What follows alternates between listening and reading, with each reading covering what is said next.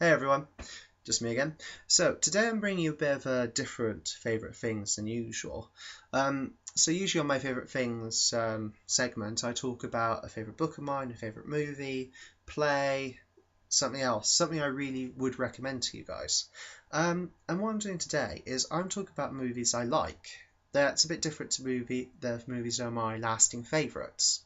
It's movies I like are movies that I've watched and I've liked. They're not necessarily something that I would hold to 5-star level. Things that I say that you know are just brilliant and you should watch it. These are movies I like and ones that I say, yeah, you definitely if you get the chance on DVD, on TV, definitely watch them. They all have their faults, but they all have their good positive points. That means you should definitely check them out. So what I'm going to do today is I'm going to go through 5 of my movies I like and just give them quick what they are and why you should watch them. So let's see the first one. Now the first one is a bit of a classic in the teen humor genre, and that is Not Another Teen Movie. So basically, it is an entire parody of the teen humor genre.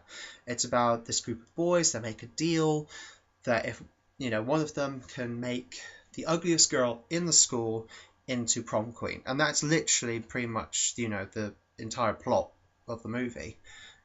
Stay with me. I know it doesn't sound like much, but the way it's drawn out and the sheer mockery that goes into it makes it worthwhile. Each character is a stereotype of a classic teen movie character. I mean, if you could, I don't know if you can see on the front cover, but you've got the popular jock, the ugly pretty girl, beautiful weirdo, the nasty cheerleader, token black guy.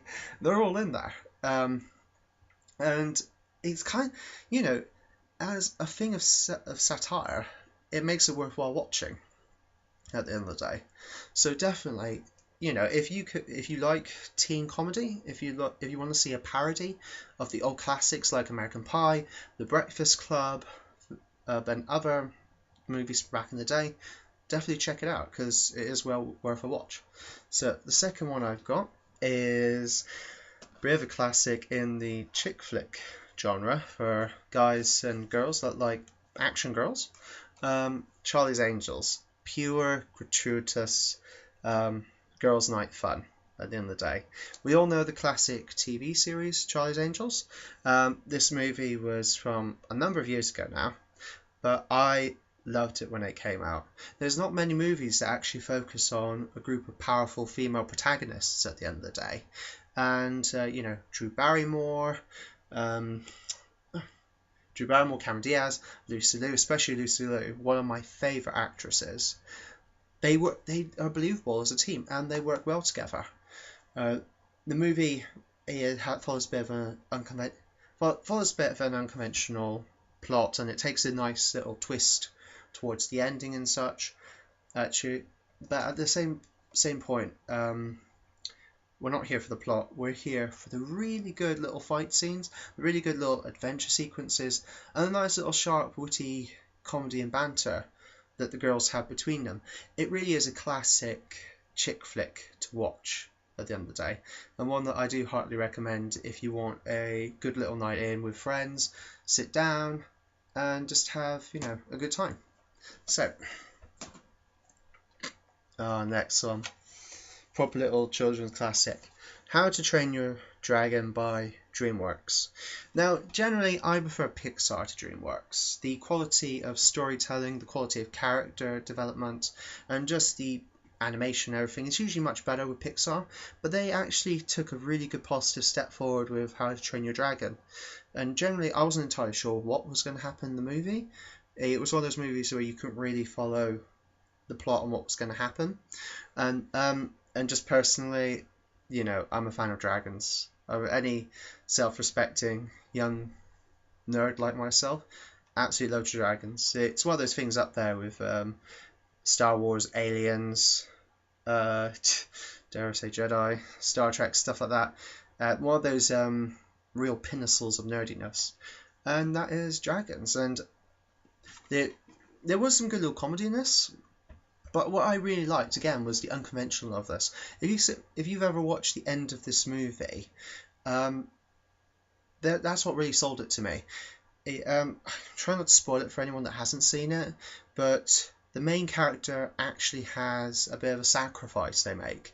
I'm not talking about, you have to do this in order to save us all sort of thing, because he goes through that, but he doesn't come out of it unscarred, if that makes sense.